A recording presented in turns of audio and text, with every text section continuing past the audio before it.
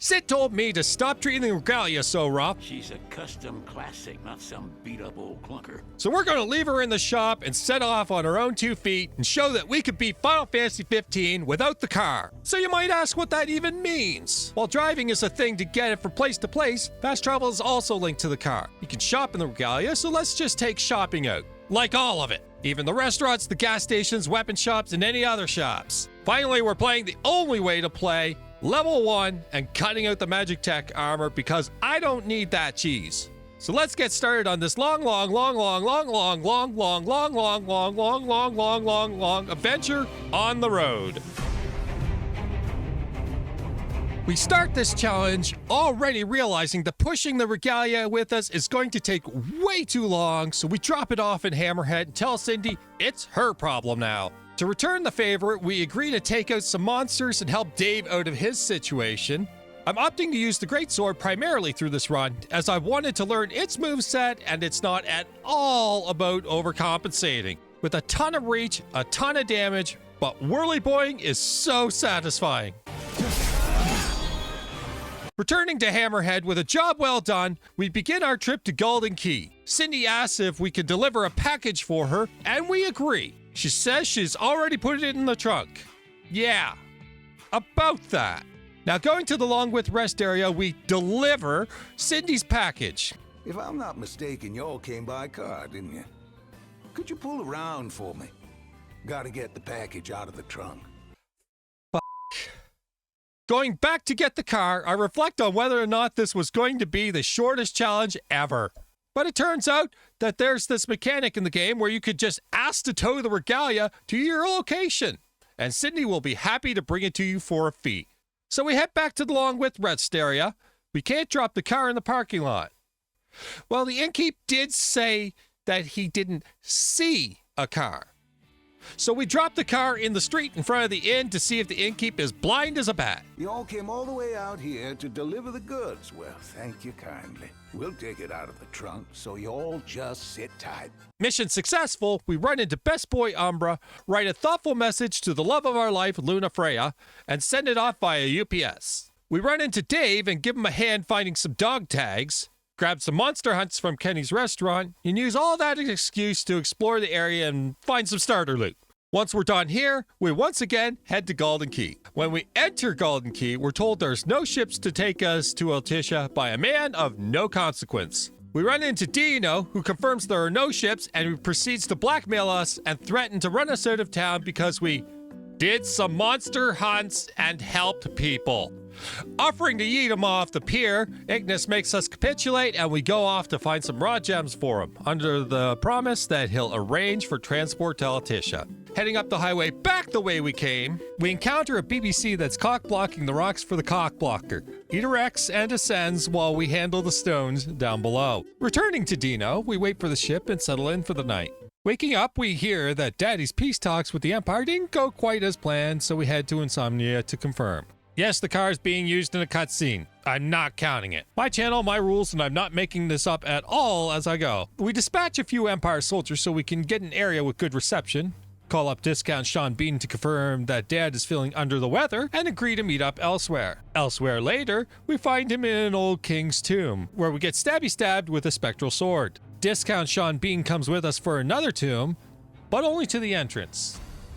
Turns out this king stabbing us is more of an axeman. Anyways, Kenzel Contan Corps calls us up and asks to take down the Empire base in an area that's blocking traffic. Not that it's a problem for us, but we agree to help anyway. Me and Discount Sean Bean hit it from the back while the others distract up front. Making our way through, we run into one last obstacle. Loki in a mech and all his friends. Wait, they named him Loki? The first boss of the game they give an epic name to. This dude is totally forgettable in every way. Then they gave him that spelling of his names that hipsters give to their children to be edgy, while everyone knows they're idiots the moment that child spells their name. Rant aside, I begin the fight by taking out the ads while keeping a reasonably safe distance to avoid getting spammed by all the gunfire. Once the ads were clear, I barreled down on the boss with link strikes and techs, and forgettable boss goes down. Tutorial NPC Core takes off again, and we take a brisk walk in the rain to the next gas station in Duscae. Once the cutscene is over, we leave the car at the pump and tell the attendant to fill it up while we head to get Chocobos. Wiz at the Chocobo post won't rent us Chocobos because a behemoth named Deadeye is nom-nomming on them. We agree to hunt it down, and hunt it down we do, in one of the best hunts of the game. We shadow Deadeye without getting impatient at all, giving it plenty of time to go back to its lair. I enter the fight, forgetting to prep firebombs, or really any plan at all. Once you get back, it looks like I was trying to parry and counter while I hoped to get lucky blindside attacks, basically riding the tack timer. This a winning strategy? God, no. You'll eventually miss a block and get knocked down. Knocked down I did, and I die. Luckily, hard challenges have a way of making people better, so I end up playing better eventually, as the game scales in difficulties. Going in again, I craft some firebombs, and that's it. I missed the oil barrels with the firebombs, run back to the same strategy, and naturally I end up at Death's Door again. Deadeye is also almost dead, so I invest in the Phoenix Down and finish off Deadeye. Heading back to the Chocobo post, Wiz now allows us to use Chocobos. It was at this point I considered they might be too much and ruin the spirit of the challenge, so I made a rule that I could only use them to get around when I had to grind. Main story objectives? I had to walk. From this point, I do indeed take advantage of things and go grind. I hit up some treasure spots, partake in some fishing, and do some combat for AP as well as ingredients and camp meals. That's it. And stocking up some consumables if I manage to find any. I found myself out in the pitch black as well, and forced to find my way back to civilization. It was a little terrifying.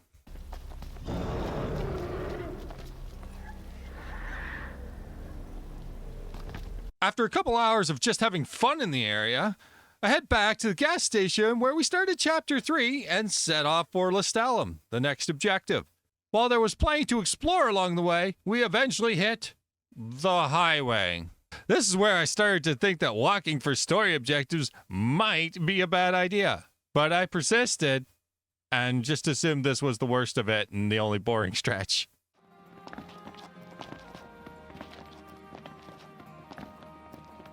I was wrong. Once in Lestallum, we meet Iris at the inn and she shows us around town while trying to hit on us and make things awkward. Anyways, Talcott mentions the legend of a sword behind a waterfall, so we go investigate the area. Now here's something about waterfalls. You can always put something behind every single waterfall in every single game, and each time we look and find something back there, we as players will feel like we've cracked the code.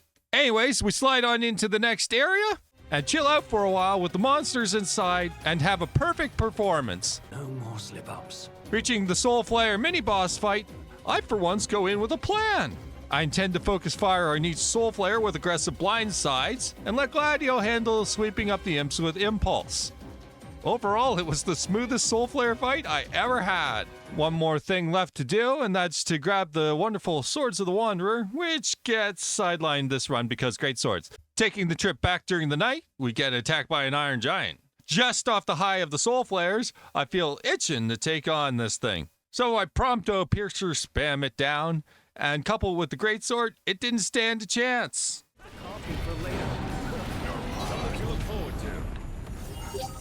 Got this epic photo of Gladio in the moment, too.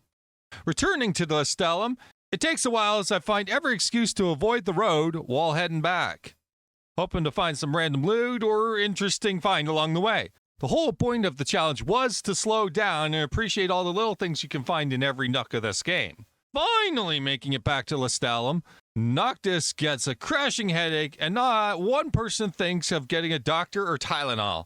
I guess they just assume Archean-induced headaches are exempt from that? We meet again with a man of no consequence named Arden, who offers to take us into Imperial-controlled area where the Archean is, and chooses our driver. I choose you! I blame Pikachu for not stepping up into what is clearly their role. After exhausting the options to avoid this, I agree and we see if we can manipulate things later. So you're not allowed to exit the car, and the game will end if you don't keep up with Arden. Except it doesn't actually end. I see you, Square Enix, in your strongly worded language. Anyways, I reload the game and see if I missed something. I didn't. So to answer the question if you can beat Final Fantasy 15 without the car, the answer is no, you can't. Since I'm too stubborn to realize when I've lost, we reach the Disc of Cauthess where the Archean resides, get shanked by light particles, and split up because Noctis wanted to ride a big boy slide. We head down the path of the Archean, suffering the massive heat, while still suffering the insufferable headache. Gladio has enough and gives Cauthess an aggressively positive pep talk. And I'm sick of your endless whining. Calm the hell down. And now, thoroughly inspired to shut up and keep moving, we finally reach the Archean, whose idea of a hello is throwing down in QuickTime events. Some exchanges later, the rest of the boys, as well as the Empire, shows up to join the fight. A few more exchanges later, and we finally disarm the Archean with a cool finisher. Arden comes to rescue us from the crumbling rubble, and we obtain a pact with the Archean, with the ability to summon Titan. Arden offers safe passage while with him, while the rest of the Empire places up blockades to root us out. The Empire, also being responsible lads, confiscate the car since we can't be trusted not to use it. Several days later, the boys are figuring out how to get the car back while best boy Umbra arrives with Gentiana, who instructs the boys that they need to form a pact with Ramuh as well, and that Lunafreya is in Altissa waiting. Well, she kind of says it like she's a Dark Souls character, so of course it makes no sense. By the Stormsender's blessing, will the path to the stone be opened? The Oracle goes hence in her king's name. Luna. Where is she now? The eye of the storm. When the covenant is forged, the Oracle and ring shall await their king at the walls of water. Stray not from the path. With information like that, we respond accordingly. For real? So what we're supposed to do here is activate 3 rune stones to get a pact with Ramuh. But we take some time to mess around again and do a number of side quests, as well as generally messing about. The idea is that we're in the area to touch a runestone, so be it. Otherwise, keep exploring. This went on for about 3 hours as I just wandered the area, finding whatever I can, playing to the exploration and wanderlust that a road trip with the boys should really be about. My playtime for this point in the game really reflects that, as I've spent more time doing dumb shit than actually finishing the challenge. Getting to the other end of all this, we prep for the dungeon segment part of this chapter in Foucault Hollow, featuring a Lamia boss that inflicts a frog status ailment repeatedly. We can counter this by going to Kenny's and ordering jetties, which offer toad-proof and poison-proof. Another lesson that I learned in the game as well. Fix your kit at all times. I didn't learn it all at once, but I learned it this time. The dungeon is generally a marathon where a large part of it is one continuous battle, so it's difficult to retreat and recover if needed, which can be helpful at a low level. Couple that with some early bombs that dropped us low, made it a bit slow going. Getting to the Lamia, I have my trigger finger hovering over the Mega Elixir, but I didn't expect to use it within the first second of the fight. Not that it's a big deal since it's not an extremely rare item, it's just a rare enough item that you'd want to avoid using it if you can. Fight is a series of Prompto Piercer spams, which set you up for a good blindside positions, hoping for some serious damage spikes from the combo. And as expected, the Lamia falls in no time when it can't turn you into a frog. In the back of the cave is the last runestone we need, gaining us a pact with Ramuh. Once we're outside, we get a call from Cindy, who found the Regalia tucked away in Imperial Base. Now, normally we wouldn't care since we're walking, but Cindy loves the car, and Prompto's simping hard for her, so we do them both a favor and go get it back. Our trip to the base consists mostly of fighting Vortuch for some AP, and generally I've been putting the AP into teamwork and exploration, with a few points elsewhere like first aid to take pressure off potions. We did run into a Quirrell, which is instant death if you're careless, so I took the opportunity to get better at playing defense and avoiding damage. All is well and good until the Quirrell motioned by sitting down and glowing whiskers while I watched the boys charge in. Luckily, a Prompto Piercer interrupts that move and saves the day. We have to wait for night so we can stealth our way through the base. So here we get to warp strike our way around the map, maintain stealth, and just be a general ninja. This works as long as nobody turns around at a bad time, which totally didn't happen. I don't know what you're talking about.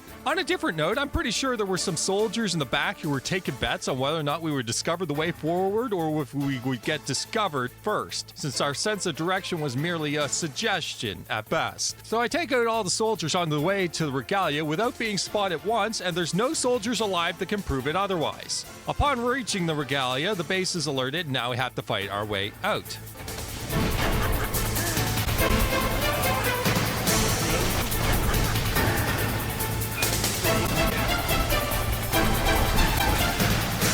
So we have to take out the magic tech generator that is guarded by the Max Axe Mantipole mech, and it also blocks summons. So I head straight forward and ignore the mech. take a bunch of damage from the mech, but the generator is down. This lets us summon Ramuh, and so we do, and yes, summons in this game still go hard.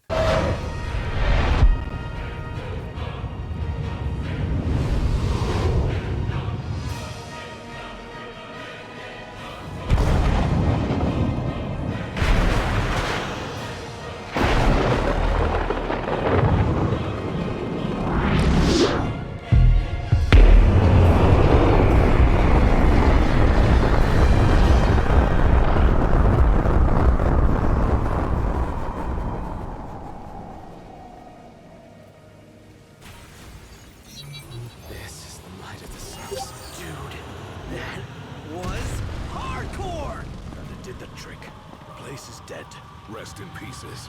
Come on, let's grab the Regalia and split. Taking Gladio's advice, we head back to Lestallum via the highway to find out the Empire had taken out Garrett. Yeah, I didn't know who that was either. Luckily, the game is aware of this fact, and flashbacks to remind you of who you're supposed to have an emotional moment over, similar to that of a Vin Diesel movie when they're trying to explain why he's killing people. So anyways, we're supposed to escort Iris to Cape Caem, but we have to take the car again. And again, no hopping out, so another forced ride with the car. I'm not driving this time. It is mine. And already, she's making me regret bringing her, as it appears that belts are for fashion and not for safety. On the way, we see a mobile Imperial base set up, so we park in old Lestallum. From the outside, we scout this base and prepare for another stealth mission to take it out of commission. The stealth part involves capturing the commander for information, which I actually got right this time. Next up, we have to take out another Magitech generator guarded by another Max X Mantiple, except this time I start with the mech to switch things up. That was a bad idea. Take out the Magitech generator. It didn't go well at all. Scuff fight aside, we knock out the generator afterwards and take off. At this time, Aranea drops in to say hello and introduces herself with a very aggressive initial attack, immediately requiring a Mega Phoenix to recover. This base is kind of where the game introduces its first real difficulty spike, where one wrong choice is getting knocked to 0 HP because everything's going to start one-shotting you from here on out. So ideally in this fight, you want to get out of line of sight of the Magitech troopers so you can isolate Ariana. She's very easy to take out alone once the ads aren't there. Not an easy thing to do necessarily, and we couldn't really do that despite our best attempts here. So the biggest part about this is you have to dodge to avoid the damage, but if you dodge, it breaks the flow of how the fight's supposed to go. I tried to use first aid on the others, but first aid is also tied to dodge, so you go to first aid someone, you just simply dodge and they die. So when I say isolating Ariana, what you're supposed to do, she jumps in the air, she comes down, you block, you counter, then you have a large punishing window. Now with all the gunfire coming in, you're dodging, and when she comes down, you are not there. So her AI just simply falls to the ground and she starts slaughtering you again. So indeed, comedy of errors, this was a scuffed fight. We got through it just by brute forcing it. We resume our journey to Cape Caem, except we no longer have the car in the way. We don't need it anymore. To be honest, this was basically the worst part of the run for walking. Remember the part I mentioned before where the highway was not the worst part? That's because the walk to Caem from the north end of the map to the south end of the map with very few things to sightsee.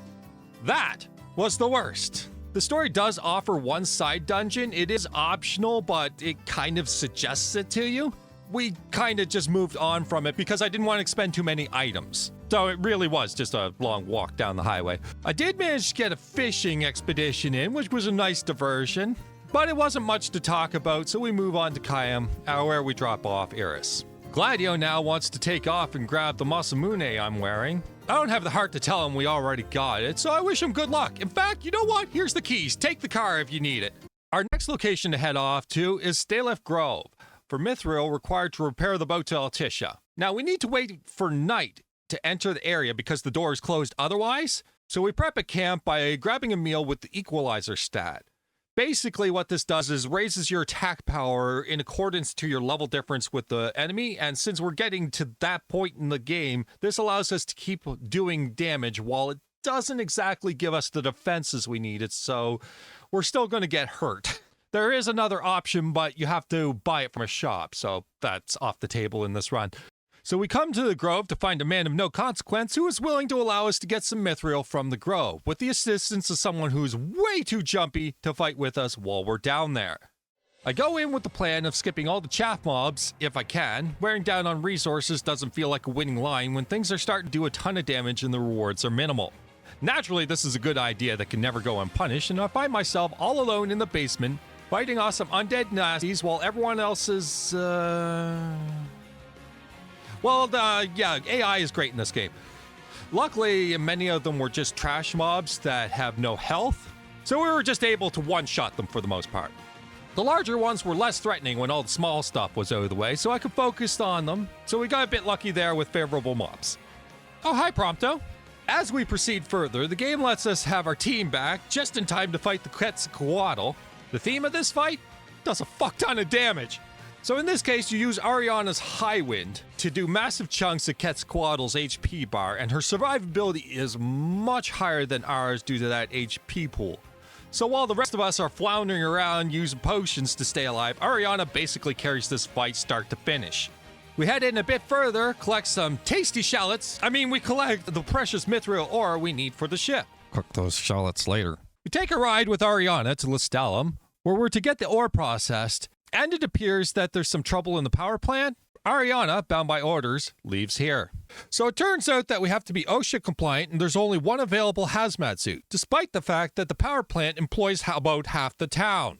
Prompto and Ignis must have seen the work environment and decided that this was a good moment for a passive-aggressive Union smoke break awake from their bodyguard duties. Luckily, there's another Gladio-sized hunter inside named Hunter to help us out with the mobs. It's just a quick fight with some trash mobs, nothing really to talk about. Once outside, Hunter goes back to his business and Gladio randomly shows up again. Astonishing coincidence, I know. Now that the Mythril is also processed, we can head back to Cape Caem to fix the ship via the highway. Okay, fuck that. I want to ride my Chocobo all day. Can't get it out of my head. Once in Caem, Sid hits us with a mild trauma dump, and then we board the boat and set off for Altissa. Not taking any moment to let an in-game cutscene to go to waste, we sail the whole distance with water as the only thing to sightsee until we get to the entrance. But what an entrance it is! We meet with Camellia for some foreign affairs discussions that had to be the driest place in the entire water park. Cole's notes are, we guarantee her citizens' safety in order to summon Leviathan. Luna Freya's in the area, so Noctis takes some advice from online dating and gets her a picture of him catching a fish this big to impress her. The fight with Leviathan has several sequences, pretty much all of them, no real difficulty, but the sequence is so memorable that I'd be remiss to at least, gloss over it a little. At first, you're going through some shells of houses fighting Imperial soldiers. Now, you could just skip right by these guys and move on to the next part. Don't have to fight anything here. The next part is just some quick time events where you smack some water around, I guess. The third sees you using warp strikes on Leviathan by bouncing around from host to host to refill your MP bar. Just keep ping-ponging your way through the entire fight. It's kind of fun. At this time, a man of no consequence does something inconsequential and then pieces out. As Luna's last act, she gives you God mode for the final part of Leviathan, where you basically end the fight by sneezing on it. Some random button presses later, we get saved by a naked muscly man in the water that shows us his erection. We wake up to find Luna Freya dead, and Ignis has lost his vision in the battle. This is the point of the game where everything is cursed, worse than the bad luck I had getting this video out to you a year late. Seriously, 2 hard drives, a power source lost from a lightning storm just after I lost all my hours of work, as well as some private affairs just going tits up. So I'd appreciate if you hit the like button for the salvage shop. Thanks. Anyways, we move forward to the imperial capital of Gralea to claim the crystal. Prompto! He might be blind, but even he can see what you're up to. We're train bound to the capital with a number of stops along the way. The first stop is the royal tomb in Cartanica. I have no idea why a Lucian royal tomb is in a Niflheim Empire's home territory, but whatever. Off we go. The tomb is located in an old mining station, and the goal of the area is to move around some old machinery that's blocking the path forward. This is totally fine in a normal situation, but we're escorting Ignis, who is doing this walking thing on hard mode today. Couple this with the fact that it's wet and pitch black, as well as all the mobs are much higher level than us, it makes for a bit of a sluggish time. So the generators for the machinery are located all about the place, but they need a key to access them, and it's available in a shed up the road. This, of course, took me a hot minute to find the path to it, as I'm a loot whore and all this shiny stuff is all alone and needs a loving home. After you get the key, it's not too much more to activate the generators and open the path forward.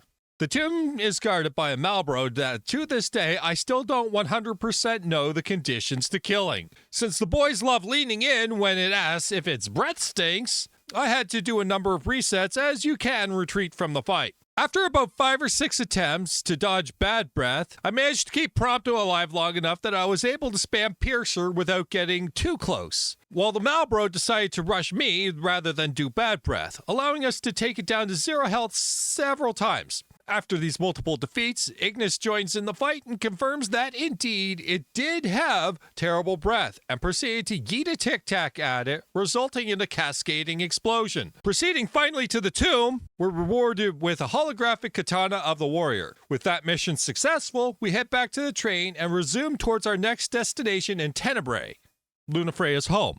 I managed to get another picture of Gladio and what he spent most of his time doing in the fight, which was getting eaten by plants. Sexily. While on board the train, Arden shows up to appeal to Noct's good nature, while Noctis goes full Batman on him. Dude, are you seriously trying to kill me? Why wouldn't I? Arden pieces out from trolling out, and we get stopped near an Imperial base, requiring us to fight them off. Basically, we're just knocking out Imperial soldiers all day with Noctis and Prompto, while Gladio and Ignis get the train running again.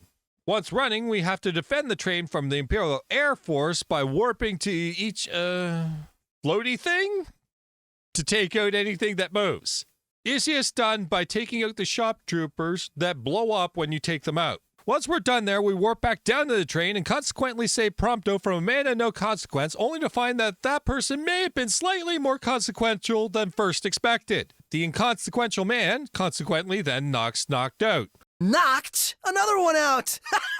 We come to, only to fight our way back to the front of the train, solo, with mobs that are just a little beefy now. Luckily, I've now learned what is probably the best move in the Greatsword arsenal, involving a dodge roll into a forward swing.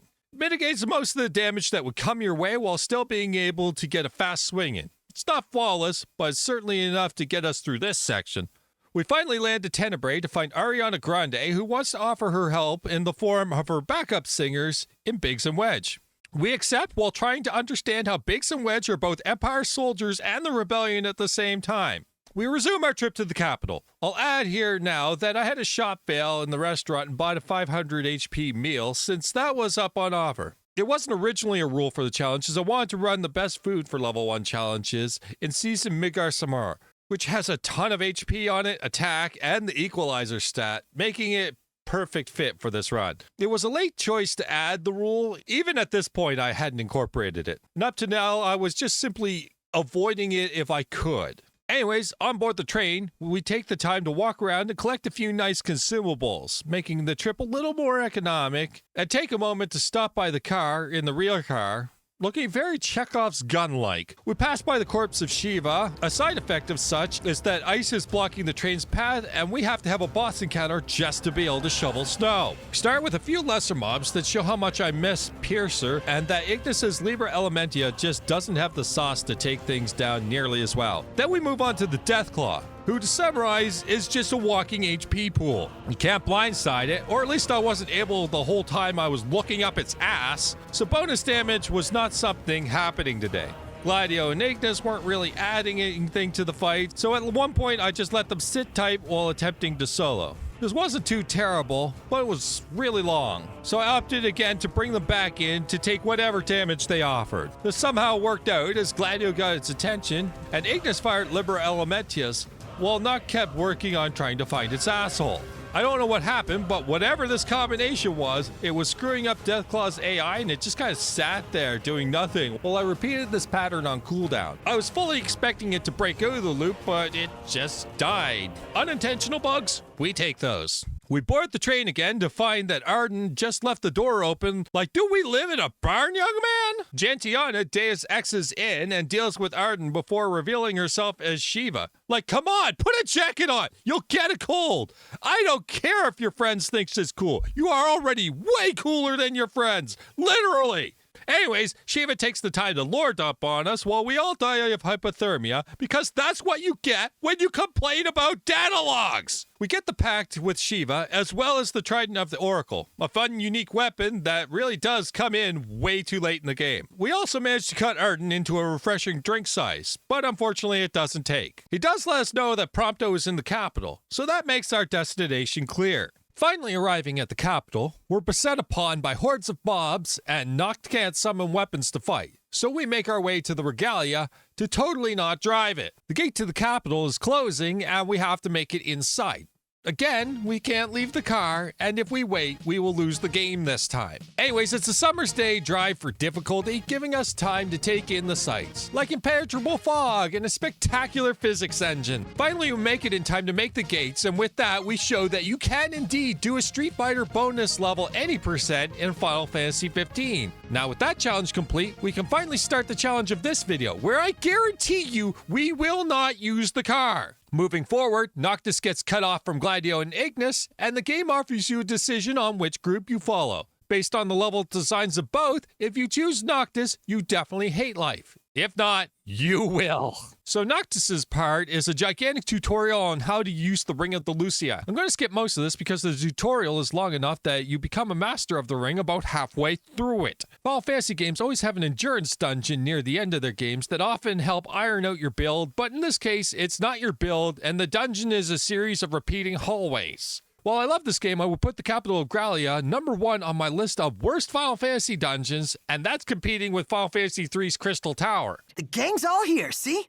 Us? So with everyone together, our next part is taking on the Emperor, who I admit is not really feeling like himself, but regardless, shadows us throughout, and occasionally will pop in to cause some havoc. Just about everything is one-shotting everybody at this point, and I no longer am producing the damage necessary to keep up with things. So at this point, it's time to get back to the grind. In this case, I'm heading back to get some gear, meds, and whatever I can get to make it through this leg of the game, since I'm still sitting on mostly starter gear. Kit needs to be bumped up a bit. We go get the Scepter of the Pious, as well as mess about with gear, since Royal Arms add some nice stat bonuses, making us a little beefier. I'd say more on the topic, but I must have fat-fingered the record button, and the video of the rest of the capital is just missing. Honestly, this place was such a dive that it's probably for the best. Beat the Emperor or whatever using a trick I'll mention later. So anyways, the recording comes back 10 years into the future. Yeah, it was a pretty long segment, I know. Anyways, Noctis went nighty-night for 10 years at the end of the capital, so now he wakes up to what the world looks like without him there. Basically end times, but my most important question is how the hell are you so well groomed for 10 years in stasis? We find ourselves back at Golden Key, working our way through the darkness, only to get picked up by a grown-up Talcott on the road. He takes us to Hammerhead while catching up on everything that's happened in 10 years. We reconnect with the boys in Hammerhead, where it's clear they spent the last 10 years leveling up their drip. We set off to return to Insomnia, the final area of the game. We get a campfire beforehand to prep, and we grab some equalizer food so we can put together an offensive as we run through the city. Our goal is to get back to the Royal Palace with a stop at the Kingsguard encampment, where I can get a reprieve while we're here. Basically avoided combat and stealthed my way to the palace and ran into the next obstacle in Cerberus. I take some time to work on my kit for this fight, noticing that I generally don't have anything that can deal with fire-themed boss. I just noted in the back of my mind that I should probably get a few pieces if I run into too much resistance. I also performed a food trick since you can't use food in Insomnia. You can go into the past, find a camp for a meal effect, and then go back into the present to take advantage of it. This was the aforementioned way I beat the Emperor, since he's weak to strength. I do run into a little resistance with Cerberus, but it's not too bad. It's mostly about avoiding damage and nailing warp strikes. Blind sides are also good since it spits fire, but it doesn't fart fire, so being a proctologist is a viable form of damage here. Without too much trouble, we get it to phase 2, and in this phase, you ask the question, why is my face on fire? Oh god, it burns. It opens up the fight with a pounce that immediately drops Noctis to near death, requiring us to use our last Mega Phoenix to recover. Did I mention my kitchen was bare? Yeah, empty cupboards. Trying to see what I can get by without for the final leg of the game. It did a jump in the air, and you're supposed to lessen the attack by warp striking it. it. I went with that plan, but as I came back down on it, encountered with another near death, and without another Phoenix down, I die. It was at this point I figured my kit couldn't wear this pressure anymore and worked on getting it bolstered up to meet at least this level of challenge.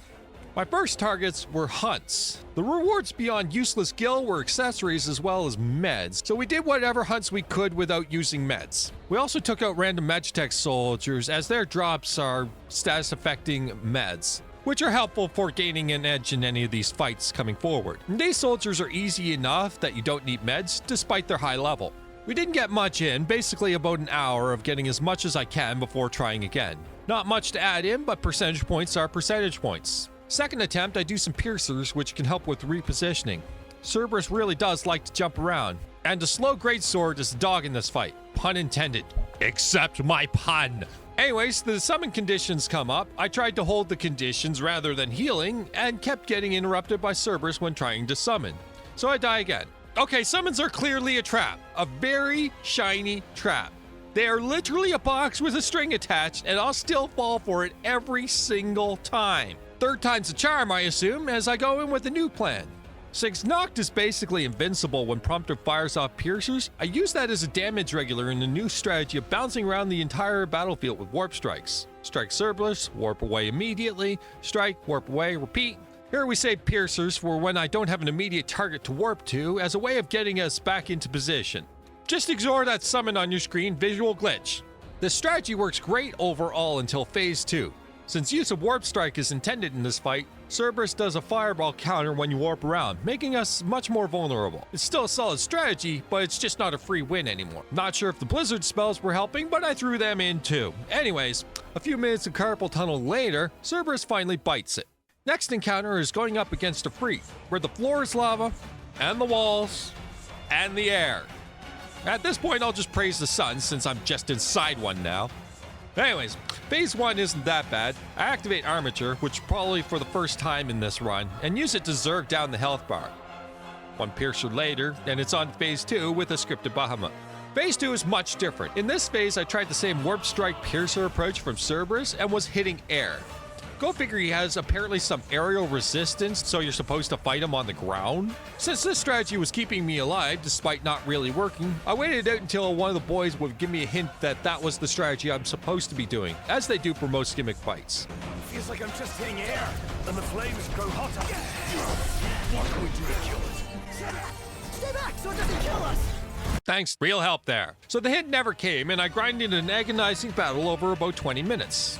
1 for 1 on the fight, but next time I'll wiki this shit. Shiva finished him off with a scripted summon when we move on to the Citadel. First of the kings to take down is the Fierce. In short, the classic strength and defense slow build. So, yeah, it's a pain train the size of an actual train. He's actually kind of reasonable in melee since you can just dodge, roll, and strike. The trouble begins when he wants to escalate things. He can pull you in with gravity move from across the map and just party wipe you with it. The counter is to warp up to the balcony where the walls will keep you safe, but won't keep the rest of the party safe. The downside to attempting this, there's a lot of dub warp targets around that don't really help if the warp targets even show up at all. This can be mitigated with knowledge of the map and knowing which angle to target them. Without that knowledge, it's just a crapshoot. After wearing all my meds down from failed attempts, I got lucky and finally landed up there. At this point, I try and Hail Mary and attempt the death attack from the Ring of the Lucii. For you and me in the future, the wiki states that this guy is immune to death, so we're not allowed to cheese this. But past me was holding out hope.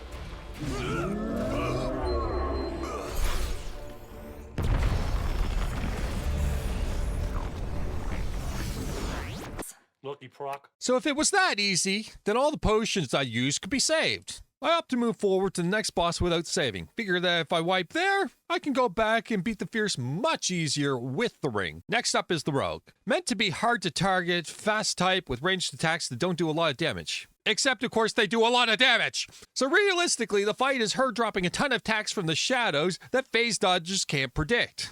You have to do manual dodge rolls to avoid them, and if you're doing that, you can't predict the sneak attack she'll do. So flip a coin on what you dodge, I guess. And then also hope that your camera just happens to be in a good position to even see it happening. We grind her down to the scripted part where you control Prompto. At this point, my potions are quite low, and Ignis is the only other person that can be recovered, since my Phoenix Downs are out again. I figure I could just focus on Prompto and attrition this out. I have no idea how to play Prompto, so this is on the fly. Something I wanted to get around to but never did was unlocking play with all the boys so I can run their movesets. Anyways, it all doesn't matter because I got unlucky from some Shurikens that skipped the whole 0 life thing and went straight to the near death. No Phoenix Downs is a white. So now, at this point, I have to fight the Fierce again, because I didn't save. This is about the point where I learned that death wasn't going to cut it, since it's normally immune. The proc from earlier was a result of the ring's ability to drain at resists, so we really did get blind lucky. So if you're wondering at what point I was finally going to stop brute forcing the game and start getting good, it's here. The training arc is here. So my first plan was to see if magic power affected the ring's potency. Some of the best magic accessories can be won from the pinball game Justice Monsters 5. So I played that for about an hour and picked them up. Go back to the fight, and as expected, it did a tiny bit more damage. So next I attempted to make a super tank build, where I can actually take a hit and learn some of the move sets of the mob to make them fight more possible on a skill level. I ended up noticing that Ignis's regroup ability, while it repositions everyone, it also specifically holds them into that new position until you have control again. So that worked as a direct counter to the gravity move, keeping everyone safe while also healing them. With enough counterplay to the Fierce's moveset, we land into Phase 2, where we now control Gladio. I didn't put much gear into him. Gladio gets one shot straight into death. Okay, fine, I'll farm some Phoenix Downs. So Phoenix Downs can be found in these treasure locations. If you know the locations, it's faster, but otherwise it's just about traveling the map and seeing what you get. I went to the wiki and searched up the pieces of gear I could wear to make my builds work and collected enough meds that if I needed more, then I probably needed another build check. In short, I finally learned the biggest lesson in getting good. Fix your kit. Like really fix your kit. So we walked back into the Fierce, looking like we're finally prepared to take that title from him. Yeah, we got to Phase 2 with little trouble, but then again, we're not running Equalizer food this time, so it comes a little slower. Phase 2 is a bit random as he has this shield that may or may not drop, and may or may not be instantly replaced. So this part can be fast or slow. The position behind this desk really does make this a bit of a janky fight, so these are not ideal conditions.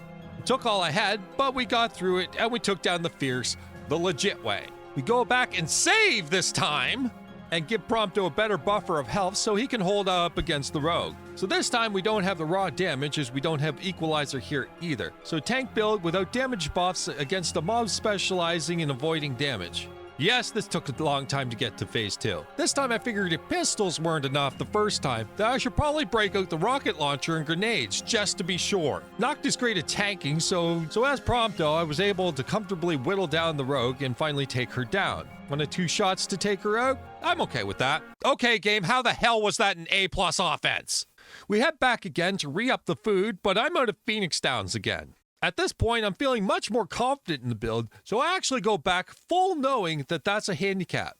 The Mystic, for the most part, is that classic fight where you trade blows, and the guy that blows the other guy more wins. Unfortunately, the Mystic also has a confusion status effect, more effective than the last sentence had on your sexuality. Confusion, in effect, reverses direction on your input, so reflexive moves could just have you running into a wall instead of dodging attacks. It takes a bit of getting used to, and even then, it's not perfect, and it's applied and then dropped and applied again, making you unsure which direction you should be going in a pinch. The first phase isn't all that bad with that considered, and we quickly move on to the second phase, which is even easier as Ignis's learning curve is to charge lasers, fire lasers. On to Phase 3, where the sauce gets spicy. Ignis is immediately taken out. I don't care, we're fine without Phoenix Downs. I hope. Confused is harsh here as the Mystic jumps all over the map. So you struggle to find him and then you have to react when he pops in. I found the most invaluable tool in this fight was a good pair of headphones to spot relatively where he was. After a while of trading blows, Prompto and Gladio bite it, leaving Noctis all alone. I don't care, I still don't need Phoenix Downs. I just need to remember how I played Demon Souls, baby. No joke, that is exactly what went through my mind at exactly this moment. So it was time to lock in. We're winning this.